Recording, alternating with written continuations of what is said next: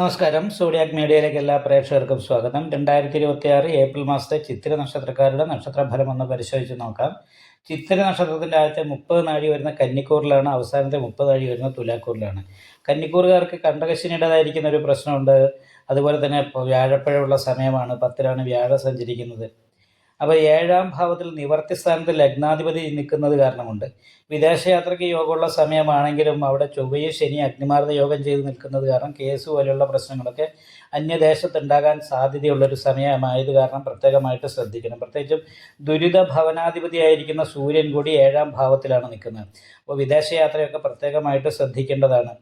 അതേപോലെ തന്നെയാണ് 7ാം ഭാവത്തിൽ നിൽക്കുന്ന ചൊവ്വ സഹായ സ്ഥാനാധിപതി ബാധാസ്ഥാനത്ത് നിൽക്കുന്ന കാരണം കൊണ്ട് സഹായിക്കേണ്ടവരുടെ പെരുമാറ്റം അപ്രിയമായിട്ട് തോന്നുക. ബുധൻ അവിടെ നിൽക്കുന്നത് കാരണം കൊണ്ട് സുഹൃത്തുക്കളുടെ പെരുമാറ്റം അപ്രിയമായിട്ട് തോന്നുക. ഇങ്ങനെയുള്ള കാര്യങ്ങൾക്ക് യോഗമാണ്. ദാമ്പത്യ തടസ്സത്തിന് യോഗമുള്ള സമയമാണ്. ഭാര്യാഭർത്താക്കന്മാർ തമ്മിൽ അഭിപ്രായ വ്യത്യാസങ്ങളും അകൽച്ചയും ഉണ്ടാകാൻ സാധ്യതയുണ്ട്. കളത്രകാരകനായിരിക്കുന്ന ശുക്രനും അഷ്ടമത്തിലാണ് നിൽക്കുന്നത്. അപ്പോൾ ഭൗതികമായിരിക്കുന്ന സുഖങ്ങൾക്ക് തടസ്സം എന്ന് പറയുന്നൊരവസ്ഥയാണ്. എന്നാൽ 19-ാം തീയതി ശുക്രൻ ഭാഗ്യസ്ഥാനത്തേക്ക് മാറുന്നുണ്ട്. അത് കാരണം 19-ാം തീയതിക്ക് ശേഷം ഭാഗ്യവർദ്ധനവിന് യോഗമുണ്ട്. എന്നാലും വ്യാഴപ്പഴമുള്ള കാരണം തൊഴിലുമായിട്ട് ബന്ധപ്പെട്ടിട്ടും വീടുമായിട്ട് ബന്ധപ്പെട്ടും മിങ്കിൾ ചെയ്ത് പോകാൻ പറ്റാത്ത രീതിയിലുള്ള തടസ്സങ്ങളും പ്രതിസന്ധികളും ഉണ്ടാകാനുള്ള സാധ്യതയുണ്ട്. അത് കാരണം കൊണ്ട് തന്നെ നന്നായിട്ട് ശ്രദ്ധിച്ച് മുന്നോട്ട് പോകാനായിട്ട് ശ്രമിക്കണം.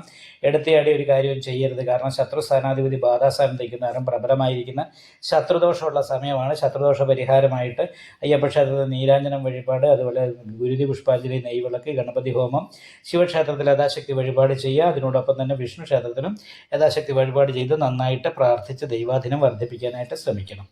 എന്നാൽ ചിത്രനക്ഷത്രത്തിൻ്റെ അവസാനത്തെ 30 നാഴികയിൽ ജനിച്ചവരെ സംബന്ധിച്ച് 9-ൽ വ്യാഴം നിൽക്കുന്ന സമയമാണ്. നല്ല ദൈവാധീനമുണ്ട്. 7ാം ഭാവത്തിലാണ് ശുക്രൻ. അപ്പോൾ ലഗ്നാധിപതി നിവർത്തി സ്ഥാനത്ത് നിൽക്കുന്ന സ്വയം മുന്നിട്ടിറങ്ങി ചെയ്യുന്ന കാര്യങ്ങളൊക്കെ വിജയിക്കാനായിട്ട് യോഗമുണ്ട്. അതേപോലെ സ്വക്ഷേത്രത്തിലേക്ക് 19-ാം തീയതിക്ക് ശേഷം ശുക്രൻ മാറുകയും ചെയ്യും. അപ്പോൾ അത് കാരണം കൊണ്ട് തന്നെ അനുകൂലമായിരിക്കുന്ന ഗുണഫലങ്ങളാണ്. ആദിത്യനും ചൊവ്വയും ശനിയും ബുധനും നിൽക്കുന്നത് 6ാം ഭാവത്തിൽ ഇഷ്ടസ്ഥാനത്താണ്. അപ്പോൾ ഇഷ്ടസ്ഥാനത്ത് നിൽക്കുന്നത് കാരണം കൊണ്ട് തന്നെ അനുകൂലമായിരിക്കുന്ന ഗുണഫലങ്ങൾ പ്രതീക്ഷിക്കുക. എന്തെങ്കിലും മാനസികമായിട്ട് കുറച്ച് ടെൻഷൻ, അലസത ഇങ്ങനെയുള്ള കാര്യങ്ങൾ വർദ്ധിക്കാൻ സാധ്യതയുണ്ട്. നല്ല ഉദ്ദേശത്തോടുകൂടി സംസാരിച്ചാലും കേൾക്കുന്നവർക്ക് സംസാരം അപ്രിയമായിട്ട് തോന്നാനുള്ള സാധ്യത, സംസാരം കൊണ്ട് തെറ്റിദ്ധാരണ ഉണ്ടാകാനുള്ള സാധ്യതയുണ്ട്. അപ്പോൾ അത് കാരണം കൊണ്ട് ഏറ്റവും കൂടുതൽ ശ്രദ്ധിക്കണം. കാരണം അഗ്നിമാർദ്ദ യോഗം ചെയ്ത് നിൽക്കുകയാണ്. 7ാം ഭാവാധിപതി 6ൽ നിൽക്കുന്നതുകൊണ്ട് ദാമ്പത്യ സുഖക്കുറവ്, പ്രിയ കലഹസ്തകത എന്ന് പറയുന്ന യോഗം, പ്രിയ കലഹങ്ങൾ, സൗന്ദര്യപ്പിണക്കം ഭാര്യാഭർത്താക്കന്മാർ തമ്മിൽ ഉണ്ടാകാനുള്ള സാധ്യതയുണ്ട്. 5-7 ഭാവാധിപന്മാർ ഒരുമിച്ച് യോഗം ചെയ്തിരിക്കുന്ന പുതിയ പ്രേമബന്ധങ്ങൾ ഉണ്ടാകാനുണ്ട്. ഉള്ള പ്രേമബന്ധങ്ങളിൽ വിള്ളലുകൾ വീഴാനായിട്ട് യോഗമുള്ള സമയമാണ്. ദാമ്പത്യ സുഖക്കുറവ് പോലെയുള്ള പ്രശ്നങ്ങൾക്ക് യോഗമുണ്ട്.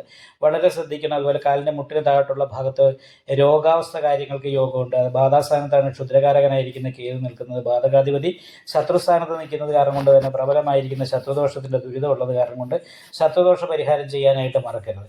അപ്പോൾ ഭാഗ്യവും 7ാം ഭാവത്തിൽ ശുക്രൻ നിൽക്കുന്ന കാരണം നല്ല ഭക്ഷണം, വസ്ത്ര, യാത്രാസുഖം മുതലായിട്ടുള്ള കാര്യങ്ങളൊക്കെ അനുഭവിക്കാൻ സാധിക്കും. എന്നാലും നന്നായിട്ട് ശ്രദ്ധിക്കുക, നന്നായിട്ട് പ്രാർത്ഥിക്കുക.